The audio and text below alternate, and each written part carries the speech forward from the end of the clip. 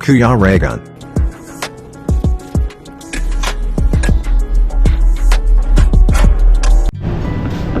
Pressure niya, 220. Yung buka, ang lakas ng buga. Dapat naglalaro lang siya ng 120 hanggang 150. Taas na. Anong dapat dyan? I-adjust na natin. Adjustan. Ayan guys, so pinayos natin yung Pajero. Calibrate. Ayan. Lakas din. Oo, ito mo. Lakas ng buga, no? Tapos pag sakalat siya. Ha? Oo. Crudo. Mabugalan na.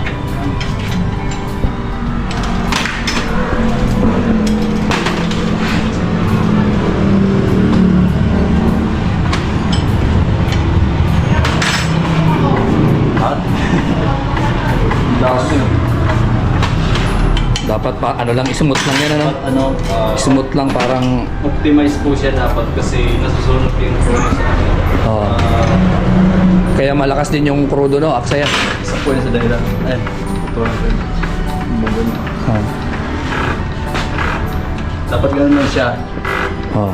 Ayan, isang medyo matiling siya. Dapat mo mga ano. Mga ganyan. Konti ito ah. Kasi pressure na, lalaro lang siya 140. 140. Ito okay to. Ito lang siya isang okay. Ito okay yung isa. Okay siya. Oo. Pero i-ano natin. Adjust pa rin. Sino mo yung buga niya rito, oh, yung pattern. Sa kabila kasi. Sa kabila kasi. Para makita mo yung buga niya. Ayun, oh. May pattern siya diyan. Oo. Katulad kanina. Parang sabog na. Sabog na may marami. May mga buo-buo. Pressure niya nasa 140. Oh. 140. Yan talaga yung tamang pressure. Pasok yan. Adjustan. I-re-re ko na lang po. Ito yung washer na sabi ko sa'yo yung napalitan no? Ano na siya yung UPP na. UP na. Oo.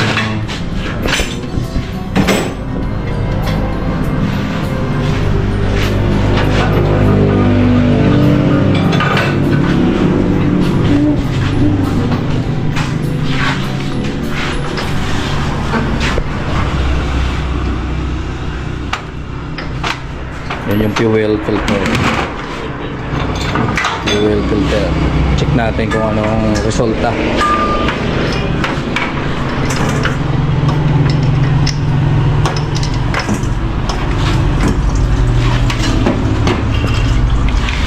Ito yung pinalitan ng nakaraan ano. Oh. Labo din, no? Madumi rin. May tubig na halo, no? Yan yung resulta ng mga murang ano. 'Di ba? Gasolinahan. Kita niyo po yung ilalim. Oo, yung sa ilalim mo, yun may mga bubbles. Sa ilalim po kasi lagi bumababa kasi lagi ang tubig. Oo. Yan ang resulta ng mga murang ano gasolinahan. Magkano po ba yung ano mo Gauge? Yung warning doon sa kunwari may tubig contaminated. Wala na yung warning. Wala na yata. Hindi ko na. Kasi nakakunik pa dito eh. Hindi yung trabaho nito pagka contaminated ng water dito, magsisignal yan doon sa plastic. Kailangan siya i-drain. Pero lilinisin ko ito. May ilang ano na ito pinalit ah.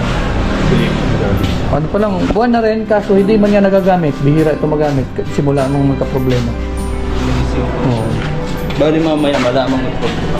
Oo. Pero ano siya, contaminated. Kaya nga, Kita ba? may mga kita. May mga bubbles. Water yan, ilalim yan. Oo, ayan.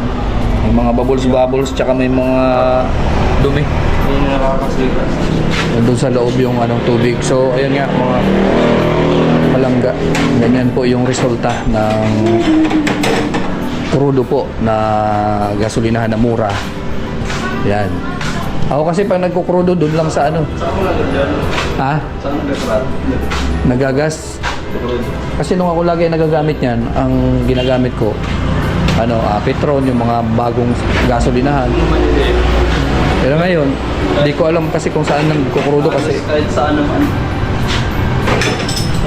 Pero yung yung bago kong sasakyan, simula nung nabili ko yun, ang gamit ko puro Petron lang. Kaya nung sa kasa, chinig nila yung fuel filter, hindi nila pinalitan. Malinis na. Malinis.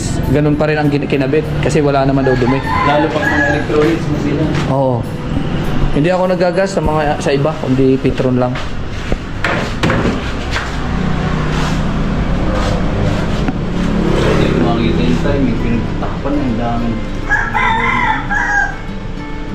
daming ano, gasket.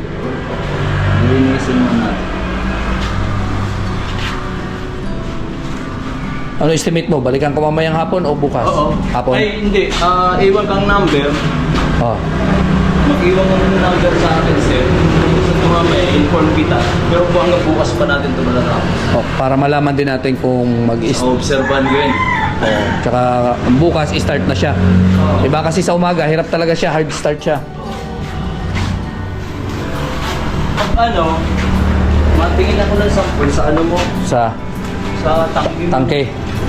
Baka may dumi na rin ng tangke. Wala pa yung tangke mo. Nandito, ito. Hindi. Wala yun. Nawala. Kita ko doon, matingin ako ng sample yun. Ah. May tubig ko pala kasi. Oo, yan. May cover yan, oh. Para malaman kung marumi. Oo. Tapos kung sa text lang, decide natin kung kailangan di ba ba. Malilinis. Para malinis ang diretso. Kung contaminated din siya doon sa Tama. pero kung hindi naman ganun ka, di ba malaman ko yun pag nagtiga ako ng sample. Mas maganda Matuloy na para... ako yan dito, sir.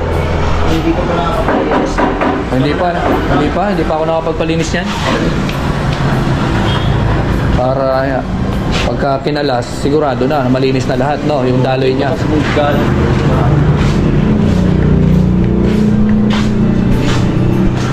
Wala man ibang magkagalingan yun.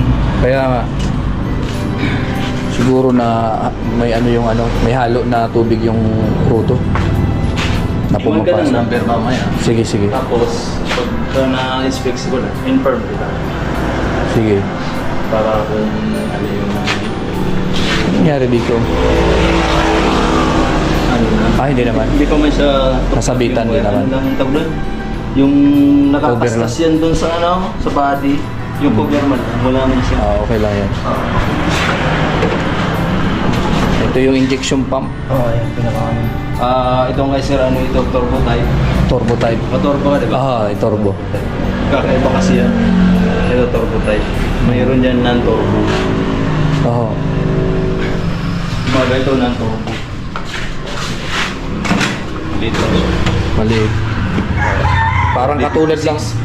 Mitsubishi rin yan. Oo, pero Mitsubishi. 4056. Yung sa'yo kasi 4M40 na yun. Oo. Basta may ganito siya.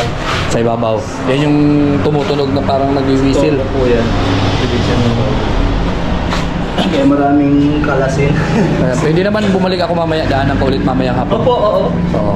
Dito ka lang naman pati. Oo, dyan lang sa Alawi House. Ay, labit mo. Oo. Basta mamaya, tapos dahil ka. Oo. Mapapakita ko sa iyo yung mga anong pyesa na. Okay, okay. Balikan ko na lang mamaya. Kahit di na ako mag-iwan ng number, daan-daanan ko lang dito. Sige. So, mamaya, hapon, pupunta ulit ako dito. Wala kang sticker dyan. Mayroon ako doon, pagbalik ko. Oo, bigyan kita. Oo. Tingin ko sa tricycle. Sige, sige. Papalo ko na lang pati. Oo. Ano yun? Mga ano kami, mga charity vlogger kami. Pila Kuya Balde. Dati. Ano na. Oo, kaso na ano na kami, kumbaga nagbukod na kami. Kasi marami na. Oo. Pero galing kami Team Kalingap. Oo. So ayan guys, at uwi muna kami habang inaayos ni Kuya dito yung ano. Oo, calibrate, pinakalibrate natin. Ito yung Pajero natin. Ito muna yan. Oo, dito muna. Sige sir. Okay, thank you. Bahala ka na dyan.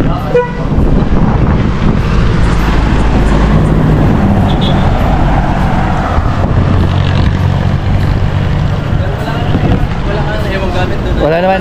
Ayan, ipagkuhan. Oo, dito na. Okay, thank you, thank you. Okay. Ayan guys, uwi muna tayo. Balikan na lang natin mamayang hapon.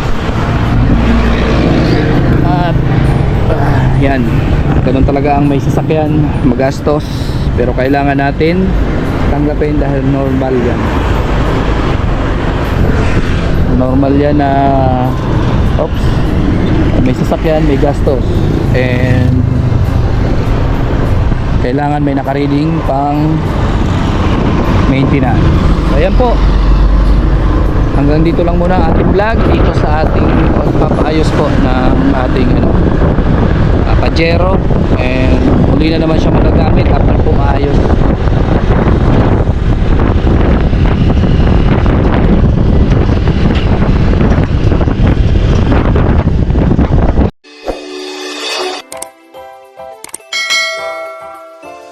kaibigan at kasama nyo, Kuya Regan Vlog.